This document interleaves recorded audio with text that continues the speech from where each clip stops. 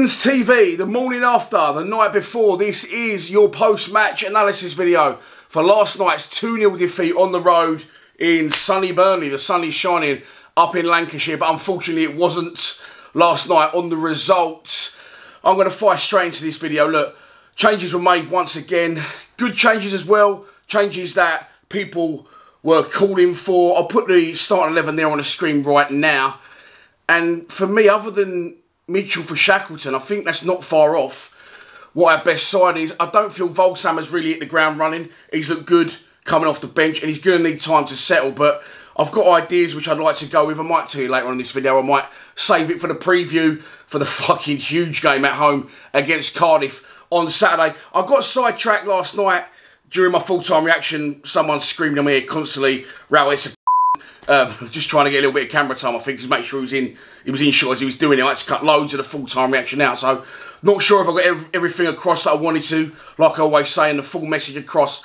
But look, what I'm saying is, and as you know, I'm the first one to hammer out it, right, okay? But last night, finally, we got a record signing on the pitch, and he looked really, really good, Fleming. Was instrumental in everything we had good coming forward. And we did have chances in this game. I've watched the extended highlights back this morning. In the first half, the only thing it shows is, despite all their possession, which we know we'll concede, but I want to get into that a little bit later. We know we concede a lot of possession against teams. And I feel there is a way to stop that. Rowett wants to be defensive, but we're inviting them on to our defence straight away. And I think if we change formation slightly, I still think it could work. And never more I felt that could be true when the way I saw, Fleming perform. People saying on social that maybe he's lost the changing room and that the players weren't playing. I thought last night the players give absolutely everything. I think they left it all out there. I just feel that Burnley were that level and that class above. And it's unsurprising, really, considering where they've come from and where I fully expect them to go back to as well. Let's take a little quick look at the league table. Wallop, there you go. What do you know about that league table? Well, you know that the top three, we have played all three of them away from home. I said those three sides, they're not up there by chance. They're not up there just by a little bit of early season madness. They are three sides that I fully expect to be in and around the top three, if not definitely the top six come May. So it's an easy cliche to say there is no easy games in this division, but I really, really feel that this year the league is much more competitive than it was last season and much more competitive than it has been since we've been back in the Championship. So it's not going to be easy, but I feel the players really, really give it their all last night. That's the sense I've got from being there. I know it can look different on the telly, but Burnley were just a level above. They're passing, they're interchanging, their movement, and people will go, well, why can't we do that? Well, they had their new £4 million striker sitting in the stands. Look, let's get into the game. We know we're going to concede possession, as I said, and I think last night it's something like 60-30 again.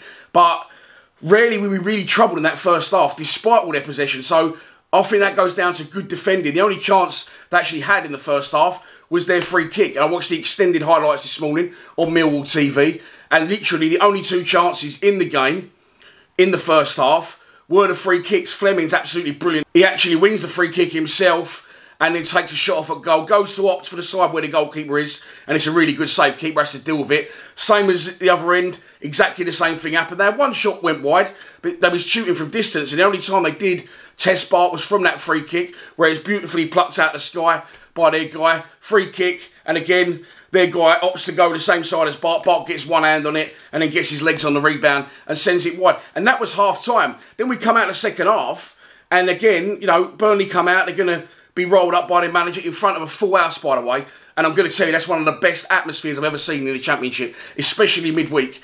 It was really, really impressive last night at Turf Moor. I have to give full credit. And again, look, we say about structure, we say about budget, we say, well, we're a small club. And this goes down to some of us, look at theirs last night, full house. We don't get anywhere near the crowds we should.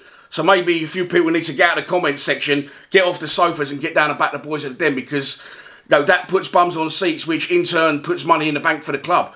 And we can't progress without getting a few more people through the door. And then the team, as a result, improving through having a little bit more budget to spend.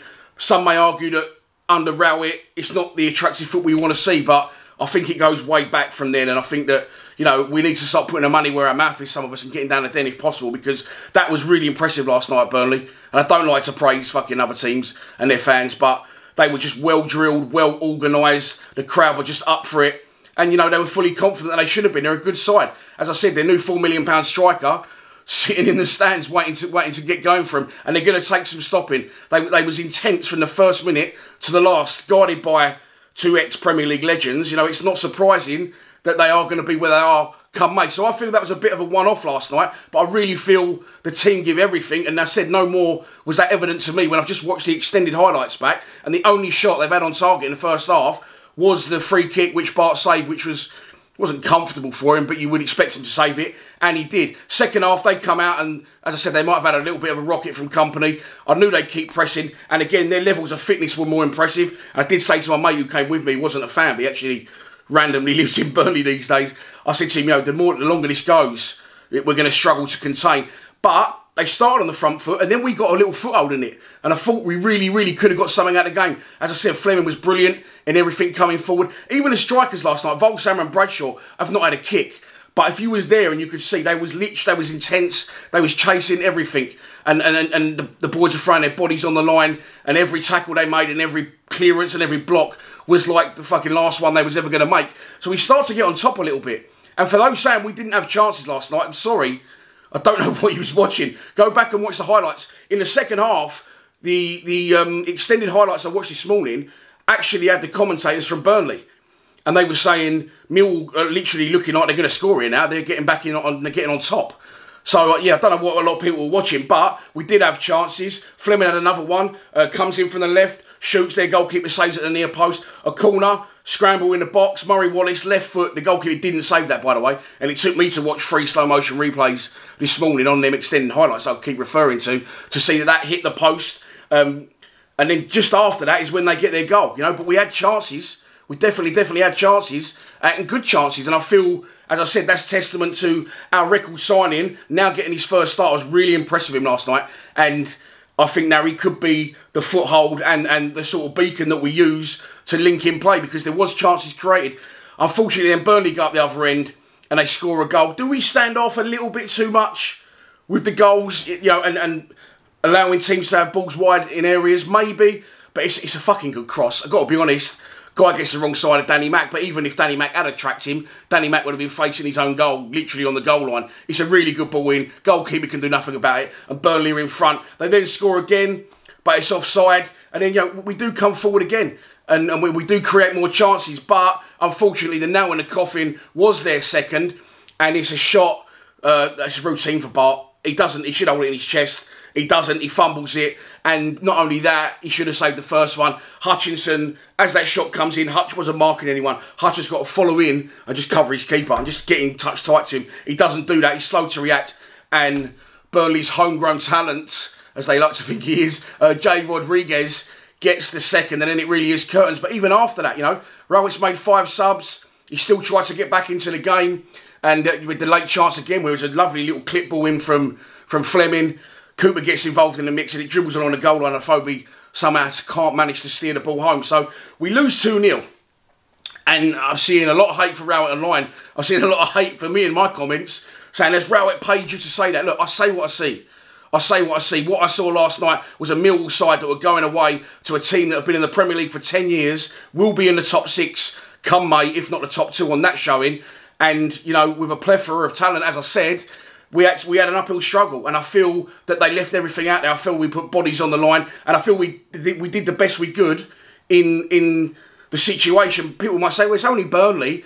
I think we've got to get that mentality out of our head, because, you know, Burnley are a Premier League side, effectively. They've got the parachute payments at full house. As I said, really, really impressed with them. And I always thought, before going there, Burnley were a little bit of a small-time club, but they were really good last night. They popped it really well, and you know, they're everything we're striving to be. But unfortunately, as I said at full time, I feel that is a little bit of a reality check for us last night. Look, we are going to be, I predicted 12th to 15th this season, and if we can do that in this very competitive league this year, then I'm more than happy with that. I don't think the hate for Rowett really is warranted. I had in the past, where you actually stupidly wasn't getting any, but now, look, for me, again, Fleming is the shining light last night, something to cling on to. The issue I've got is this 5 at the back and the wing-backs. The wing-backs don't work for us, and I don't always agree with my lunatic of a sponsor. What a guy he is, by the way. He is a top man, honestly. you know, what you're saying about the wing-backs last night, Danny Mack and Murray Wallace. I feel we're a little bit calamitous at times in the back three. We have been this season. I don't really feel the back three works for us. I think you'd be more defensive, being more offensive. You know, the best way to defend is to attack. And I think that if we went as a flat back four, we'd eliminate the people getting in behind us, for one, be a little bit more flat, be a little bit more structured. You know, Rowett likes to be defensive, but a flat back four is a lot more defensive than a 3-5-2. Because if your wing-backs get on the pitch and don't get their deliveries in, you're then exposed. Midfield, I would, you know, that is where, if Rowett wants to be defensive, in my opinion, I would crowd out the midfield. Don't invite teams on and then defend from your defence. Crowd it out, start them higher up the pitch. Honestly, I'd go one striker and fight. This is the team I'd go with. Look, bang, I'll show you there. That's the team I'd go with against Cardiff. And if you start that team against Cardiff, Gaffer, you will get a result. And fuck me, you have absolutely never needed a result more, in my opinion, than this Saturday at home on the return for Steve Morrison and Marlon Romeo to the Den. Look, defend from the front. Rowett's very defensive. He wants to be really defensive. But don't start our defending in our final third. All right, let's get him higher up the pitch. Let's get a flat back four. Let's cram the fucking midfield out if that's what you want to do. That's where you defend from. You don't literally, oh, well, we'll invite teams on and then we'll defend from the back. Because no matter how well you do it, and even though I felt we did do it really well in that first half last night, teams like Burnley, eventually, they're going to unpick that lock. And, you know, we lose the game, deservedly so. Burnley were a level above. Look, our structure, again, I'll go back to it. And I said it's a little bit of a wake-up call. John Berylson's a fantastic chairman. He's done fantastic work. Realistically, I hate to fucking admit this, but when you actually look at where we are as a club, the crowds we get, you know, the money we've ever spent at 1.7 million on our best player ever. Away crowds, not good, let's be honest. I know a lot of you will go, well, fuck off. We don't have good away crowds. Rarely do we have good home crowds unless it's a bigger game. They've improved slightly this season. Then really we are punching in this division. You know, especially against the parachute sides who are getting 60, 70 million, whatever it is, for coming down 2 seasons in a row. You know, look at clubs we was playing as a team 3-4 years ago, the Bradfords, the Chesterfields, the Southend's of this world. Look where they are now.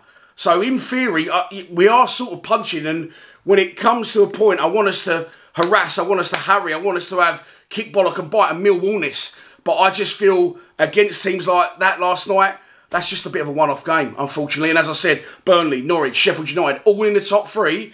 And it's going to happen, unfortunately. I'm sorry. You can point fingers, you can pick the bones out for as long as you like. But we couldn't get near Burnley last night, possession-wise. And they had us running all over the place. And I honestly think a 2-0 result with 5 chances created, I didn't walk away from there too disappointed last night. I really, really didn't. I think we've got the players, I'm agreeing with a lot of you. And I think the 10 now will work. And credit to Rowett, it's a good signing in Fleming. Because he continues like that, it's really, really good. One thing I would say from last night, which I forgot to say in my full-time reaction, transfer window closes Thursday. From that last night, I don't think it will happen. I'm pretty sure it won't happen. We need, in my opinion, a different type of big striker. It's like I said, a Gary Medine, a Matt Smith. Because we're getting balls into the box and there's no one to win it in the air. And as a result, we're Frank Cooper up front and we don't want to do that. So for me, if we can get anyone in, look, I like Volsammer, what I've seen of him. I like Aphobia, although a lot of you don't, and I love Bradshaw.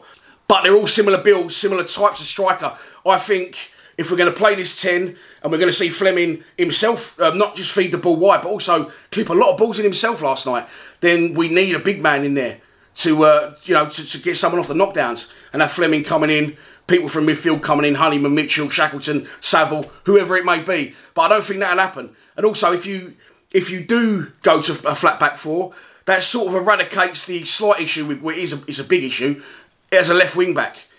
Murray Wallace is too defensive as a left wing back. He's not a left wing back. And Scott Malone don't get back and gets exposed a lot. So if you went to a flat back 4, again, for me, that would sort of look at what we've got and go with the best we got, with the players we got. If you can't get a left wing back in, don't keep trying all different things there. That ain't going to work. I think a flat back 4, as I said, will definitely suit us more. Pack out the midfield, a 5-man midfield with Fleming in behind a striker. And you can get Bury joining in. Bury's definitely best used in that position as well. I'll put it on the screen again there. Honeyman there on the right. I shit on the preview a bit, but Honeyman there on the right, I just got him there for his energy. He's not really, well, maybe he could play that position, but I'd have him more as a central midfielder, but maybe instead of Saville. But look, there you go. that's the post-match analysis done. The pressure is on. It is building. I'm seeing, you know, some high-end Millwall outlets, Actung Millwall, Merv Payne. Sorry to name you boys. I'm sure you won't mind because I've done it in the past. But people are starting to get really fucking impatient and starting to want the manager out. But I just think last night that was a one-off, and we need to accept where we are as a club.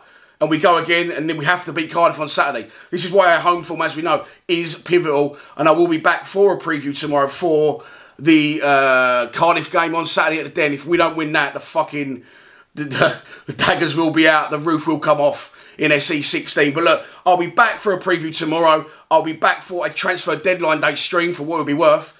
I think I've done 4 years last... 4 years? Feel like 4 years. Done 4 hours last season. And we signed Shea Ojo right on the deadline, didn't we? What a signing he turned out to be. He'll return to the Den this Saturday as well. It's going to be a big one in Bermondsey. Please subscribe to Lions TV. Come on, you Lions.